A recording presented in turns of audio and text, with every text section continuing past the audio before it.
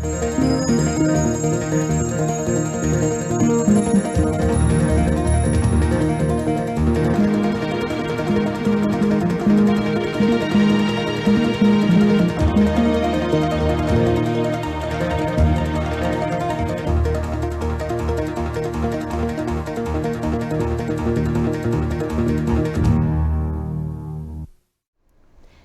and welcome to Eye on Lower Merion. I'm Angelia Micalizzi. Summer is upon us and everyone is ready to get outside and enjoy some great weather. My guests this month have some ideas about what to do this summer right here in Lower Merion. I'd like to welcome Jesse Lundy and Chris Perella here to talk about the Bryn Mawr Twilight concert series. So just to get started, I know you have some great music lined up this summer, which we'll get into in a minute. But for those who might not know, could you remind us when are the shows specifically? The calendar this year falls on different nights. We like to keep it to weekends, so we're looking at Friday, Saturday, Sundays. Okay.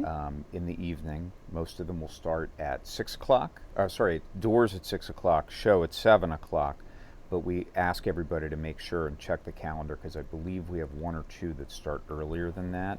And I'm thinking Trout Fishing in America, which is specifically for kids. So we wanted to make sure everybody got home in time for bed. That makes perfect sense. Completely understand. Can you talk to us a little about the venue? It's an outdoor park, correct? It's the gazebo behind Ludington Library. There's a nice park right there that's perfectly set up for this kind of event. The field will hold enough people for these concerts, and the gazebo's great. Charming little space with a garden behind it and stuff. It's really nice. Right behind Ludington Library. Oh, that's great. That's perfect. So, is these concerts rain or shine?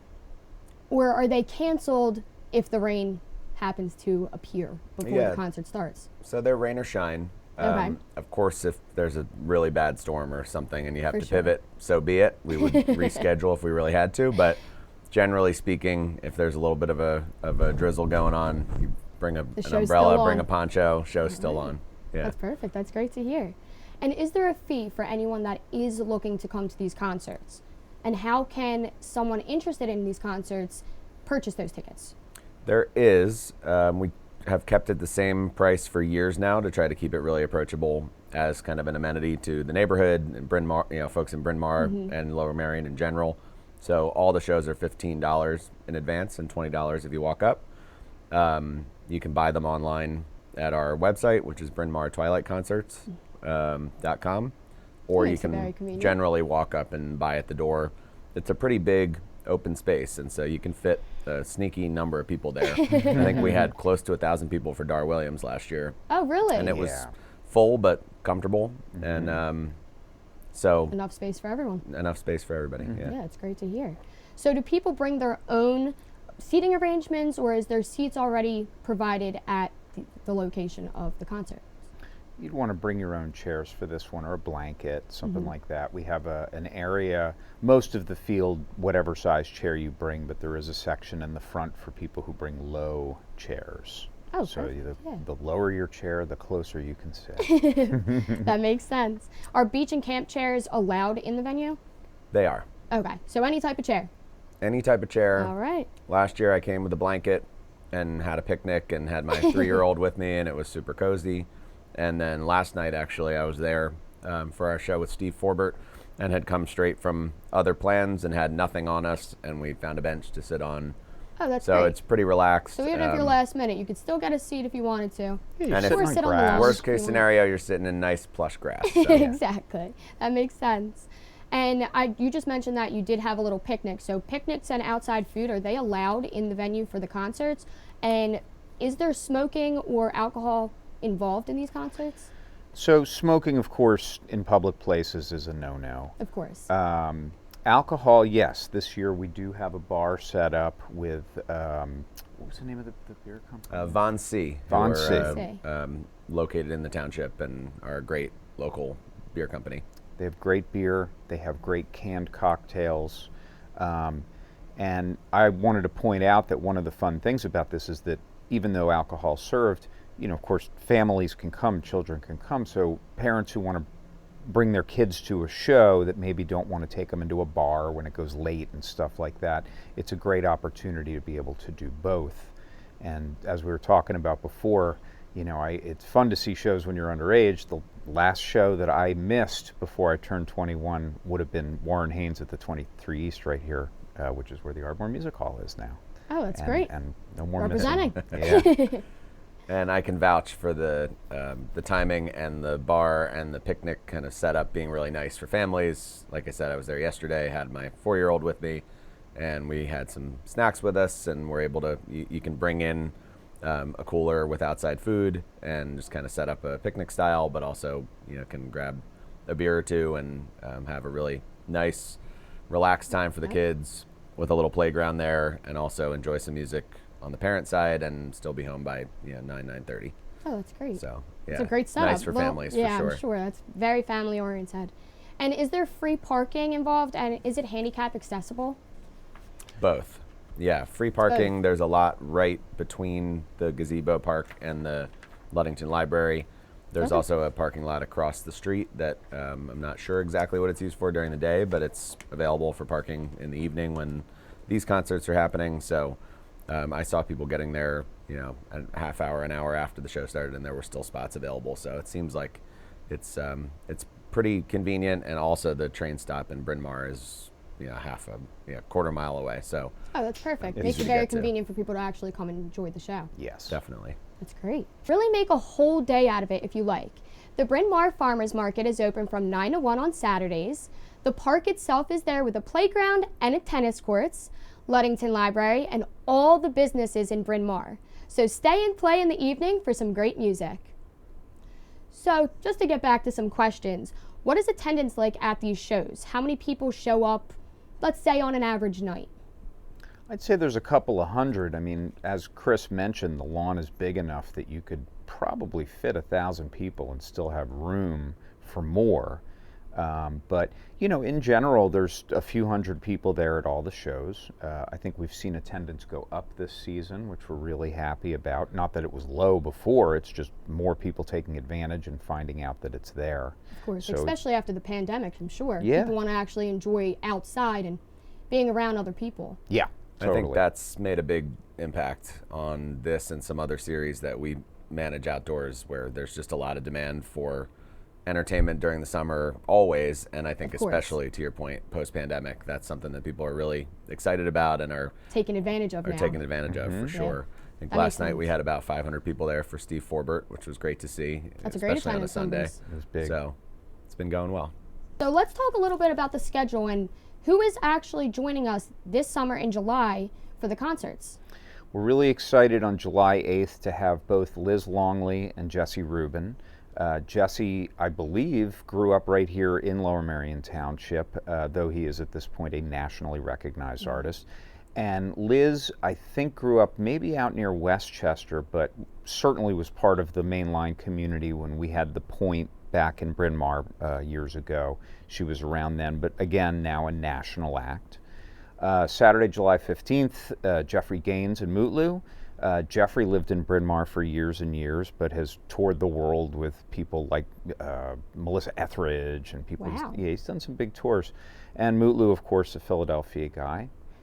July 22nd, David Wilcox and the Neilds.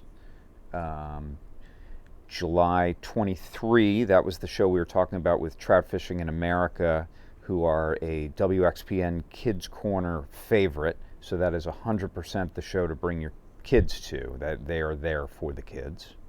July 29th, John Gorka with our friends Scotty Robner and Rich Myers, bringing along Wendy Britton Young this time. That's some of the shows. We have a bunch of others too. Yeah. Livingston Taylor in August is James Taylor's older brother, younger brother? I think it's his younger brother. It's his brother anyway. Yeah. He's a great artist in his own right who's been playing nationally for years. Dar Williams, who we mentioned last year, bringing almost 1,000 people out, is coming back in August, and that show's going to be big again. Hopefully bring the numbers back up. Yeah, absolutely. And a couple of women on September 2nd, Carsey Blanton and Marielle Kraft, who are also both from the area. I think Marielle either is from Delaware or at least went to school in Delaware and seems to have a really great following and is young and up and coming, and so it's been cool to be able to bring some younger talent that can be part of the schedule in conjunction with John Gorka and Livingston Taylor and some of the folks who have been doing it for years. That's amazing. Legends. Sounds like we got a lot of great shows coming up this summer. Yeah. Can't wait. I want to be a part of them. Come on out. I have to. I'll definitely check them out. So can you talk a little bit about what it takes to produce these series and who is involved? And when do you start planning for the artists to actually be involved? Sure. Well, first and foremost, the series in some form or other has been going on for years now, and so Jesse and I have been able to take some folks that we've just mentioned, like Livingston, Susan Werner, Dar Williams, who have been playing either in King of Prussia or Bryn Mawr for many years as part of these outdoor series, and just continue that legacy. And then we've, our team, including Jesse and myself, have reached out to some new talent over the last couple of years and introduced them to the series and the space, and have been part of the booking process to bring some new people in to supplement that, and that starts a few months before the summer begins. Well, thank you so much. I appreciate it. Jesse and Chris, you've given our viewers a great look at some of the musicians featured at this year's concert series. But there's more to talk about when we return, so stay tuned. More Eye on Lower Merion right after this.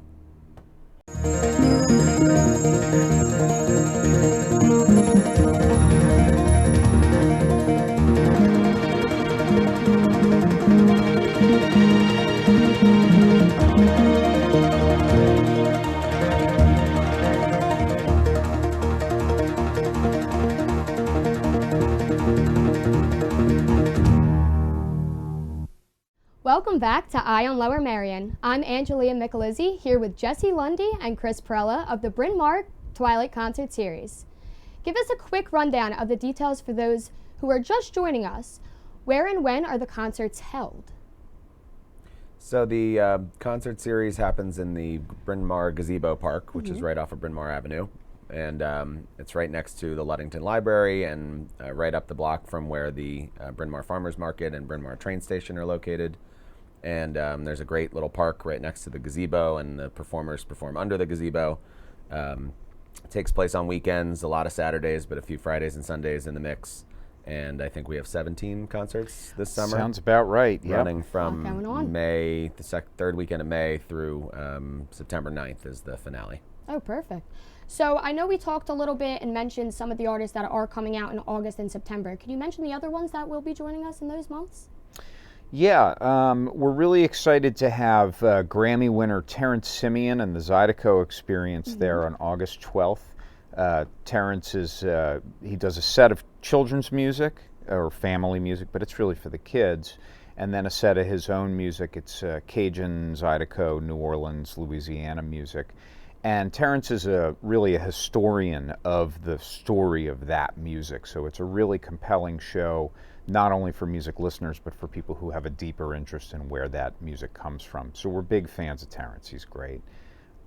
Susan Werner on August 19th. Susan is a regular at the series and certainly she's lived in the Philadelphia area on and off for years.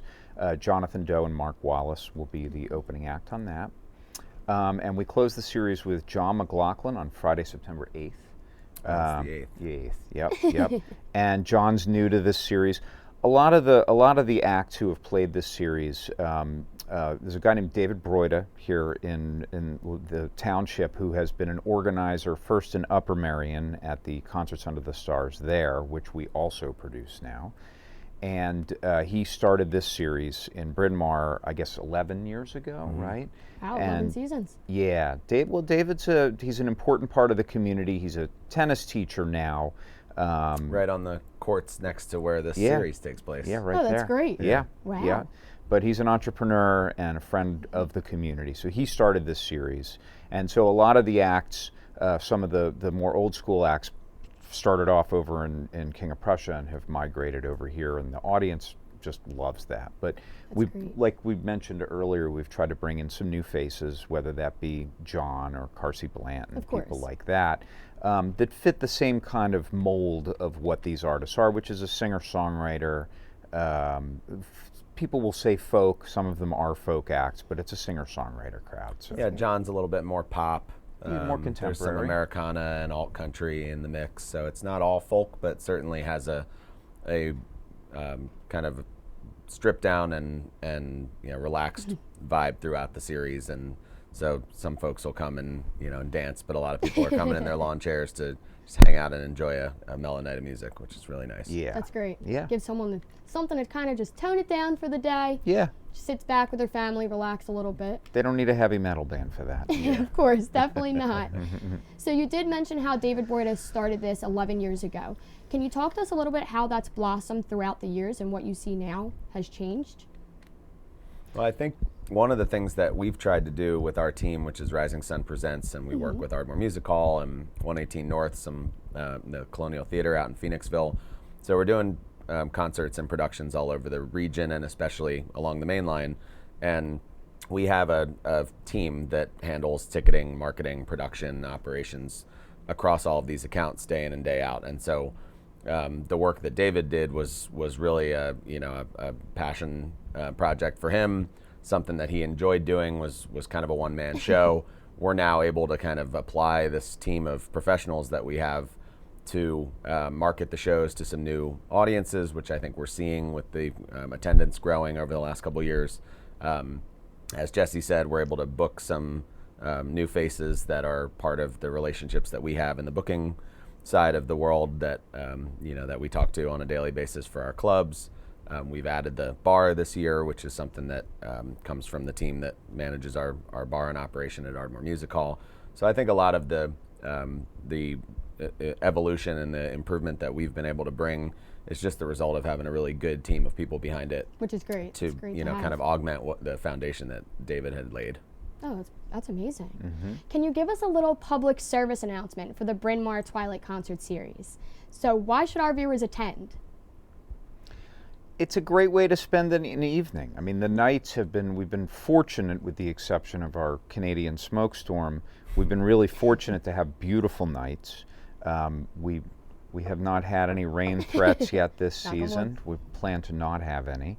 But, as opposed to going and getting in the car and driving somewhere further away or, maybe even going into town, this is right in people's backyard. I mean, if you're on the main line, it's right there. It's easy to go to. You could stop and have an early dinner and make the show and have one of those canned cocktails I mentioned, which is very good. And like Chris said, and be home by 9:30, Exactly. Be home at a reasonable hour. So it's a great setup. It really is. And I've been able to bring a couple of people to our shows last year and this year who are not necessarily huge music heads or don't necessarily know the specific acts that we have on the series, but because of the style of most of the performers, as Jesse said, there's no heavy metal. It's a pretty approachable series for anybody who wants to just kind of enjoy some live music, whether or not they're huge fans of these particular artists. And I think because of that, plus the nature of the space and how relaxed and kind of laid back the setting is, it's just a really nice place to go and enjoy a night out, whether or not you're a huge concert goer. And again, you can bring food with you, have a picnic. The setting is really nice. So I was there yesterday, enjoying the music while my daughter played on the playground, and there's beautiful gardens right next to the gazebo, and the sunset was amazing right over the Bryn Mawr Ave, and so it's just a pleasant place to spend a few hours. And obviously there's some diehard music fans who are coming out to enjoy their favorite artists, but you don't have to be. And I think, again, the ticket prices being in the $15 to $20 range make it easy for someone to just sort of come check out something new, even if Of course. you haven't been exposed to it before. Yeah, it's great. Is there any final thoughts on any of the activities going on this summer? I would say that, as I mentioned, we've been really fortunate with the weather. Yes. We would hope that if there is a thought of, is it maybe something going to rain or something like that, check our various social media accounts, because we're trying to put alerts up. I mean, if we know that it's not going to happen, we will let people know that. We don't want anybody making the trek if it's just obviously a rainy night. Of but course. a lot of times that's questionable, so we try to make sure that we keep people informed there. And other than that, it's all right there on the website, and Which is BrynMawrTwilightConcerts.com. right, All right. exactly. So check out the website. Yep. Definitely. Rising Sun Presents. We have a set of social media there.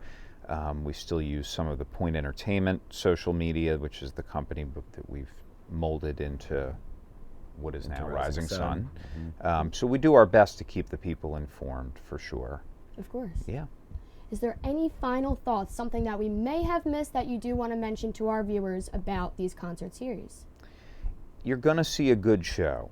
We do not hire anybody that's terrible. You know what I mean? Of course. We're really excited to have national talent like this, but also to be able to include people from the community on these bills. A lot of these opening acts, last night it was Bruce Ritz, Mark Schultz and the Wayne Rangers, Jonathan Doe. These are all people from the community, you know, so it's important to have that community engagement to us. And, you know, a lot of times it might be people that you know, and you're like, I know that guy.